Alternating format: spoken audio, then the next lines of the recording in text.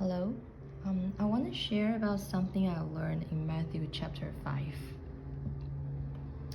Actually, in this chapter, the Lord is teaching us three important things: being righteous, being perfect, and forgiving. And these are actually love and being wise and being holy. And it is very, very important because many Christians, they don't really know how to be a Christian. They just go to the church and they hold a Bible and they think that's all. They got baptized, they think that's all. But no, be a Christian means you really need to carry your cross. And what does it mean is you have to, give up yourself and be the one the Lord wants you to be. And here, the Lord is talking about you have to be the salt and the light. Because if you cannot be like that, He's gonna cast you out. That means you may probably die in an accident or facing lots of tragedies. And you probably think you're a Christian, but why are you facing these so many evil things? I mean, I don't mean that being in the wilderness. I mean because you have done things that is so evil, and that's why you have the reward that you deserve. So you have to be like salt. You have to carry your spiritual weapon. You have to be holy.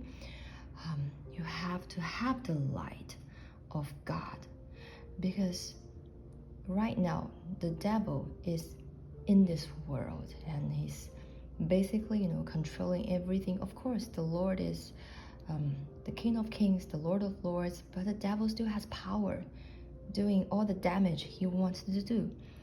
And he doesn't have the light. His light is cold, is not real light, it's not a light from heaven, it's not love. So you have to represent the Lord.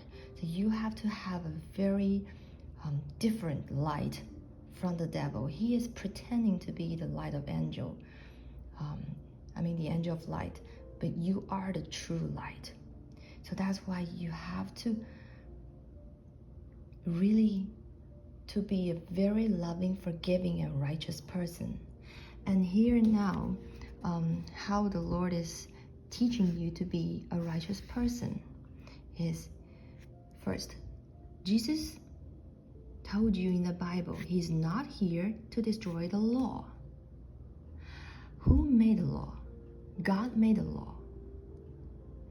And in the Proverb chapter, you will see wisdom. Wisdom gives you the law. Wisdom teaches you what to do. Wisdom is the Holy Spirit. It's the Spirit of God. If you know wisdom, you will know God's law. And Jesus is not here to destroy the law. He's to fulfill. That means Jesus also listens to the Holy Spirit and the wisdom. He carries the Holy Spirit. He carries the wisdom from God. Because the devil, he also has his wisdom, but it's totally different from the wisdom from above. And also Jesus told us, you have to teach other people to obey the laws. Something very funny in the church nowadays is they teach you to give offerings, tithe. They said, okay, that's in the law. But why don't you teach people to keep the Sabbath day? That's also important. And you cannot just teach people anything that is benefit for yourself, but you have to teach people that's what's really written in the Bible. Don't preach to people if you want their money. Preach to people because you want to do it for the Lord, because you want to be the salt, you want to be the light. You're a children of God. You're a completely different person, and you're different from these Gentiles. So being righteous is so important, and that's what the church in America nowadays, they forget about this. They don't know. They kind of playing games. So that's why, the Lord is turning Americans' hearts back to Him. And also about the righteousness. What does Jesus say here? He said, your righteousness shall exceed the righteousness of the scribes and the Pharisees. They pretend to be Christian, but they persecuted, they killed Jesus. They are in the synagogues. They prayed aloud, and they wear righteous clothes, probably with long robes, long skirts that covers their whole body. It looks like they pray to the Lord 3 times a day. They do fasting, they do all kinds of things. That's like some pastors, elders nowadays in the church. They really look like Christian, but they are not. They don't have the righteousness, because the Lord sees people's heart. We cannot see their hearts, but He can see it because He created all of us. So that's what I want to say. You have to be a righteous person. That's not, just your behaviors or your clothes. They look like Christian. It's your heart. Your heart. You really need to have a Christian heart. You need to have a saint's heart. You need to have a pure heart.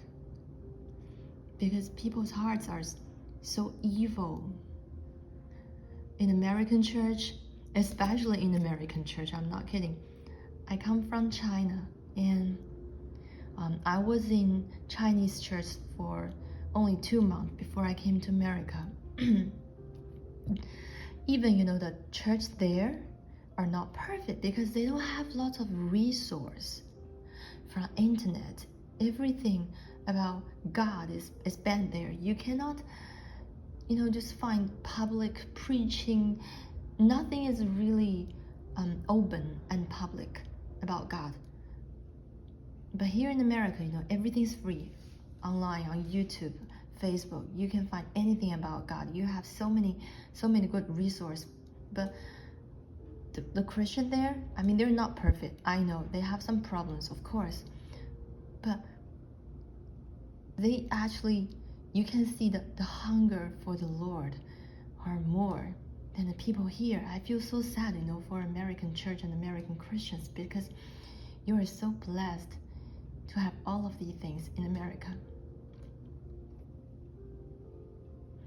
But why don't you really fear the Lord?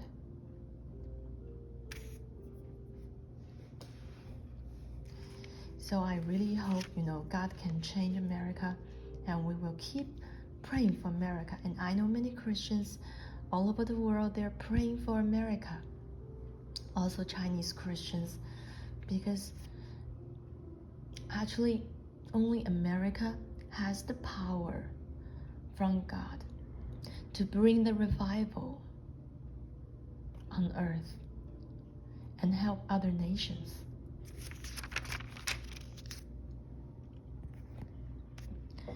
And also here, you will see the Lord is teaching you, when people actually persecute you, you need to rejoice. You need to just take it. You have to receive it. You cannot hate them or revenge. You cannot do that. This is not a Christian's way, and this is very, very hard.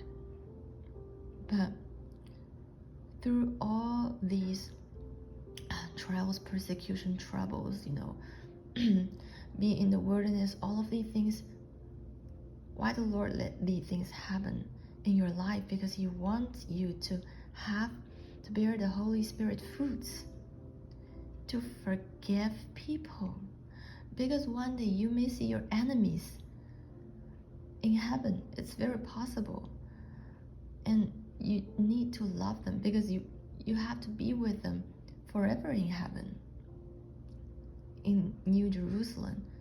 So you have to forgive all of them, and the Lord will bless you. if you have a forgiving heart, if you have a widely loving heart, and also the Lord is telling you what is perfect. Perfect is being whole, it's being complete, it's being childlike, it's being loving. And it's not you have a house,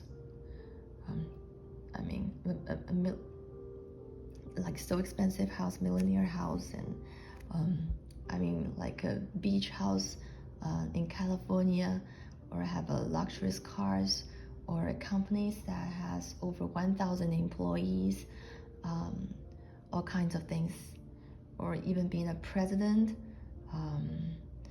That's not called perfect in the Bible. Or you have perfect skin, and just like these Hollywood stars, that's not perfect. Biblical perfect, that's not perfect. That you heard it, that's America. So we need to pray for America. So being perfect means you have to have a perfect heart, your spirit, your heart, your soul, everything inside of you that will change your outside. And that's what the Lord wants you to have. It's very important, and it's very hard to see people who have a perfect heart, because nowadays people don't want to see others' hearts. They just want to see others' clothes, cars, house, companies, money, bank account, all of these outside things. But Jesus doesn't look at people in that way. That's why He's God. And that's why I respect Him so much, and I love Him so much. So just hope that as we are studying His words, and we can know Him more.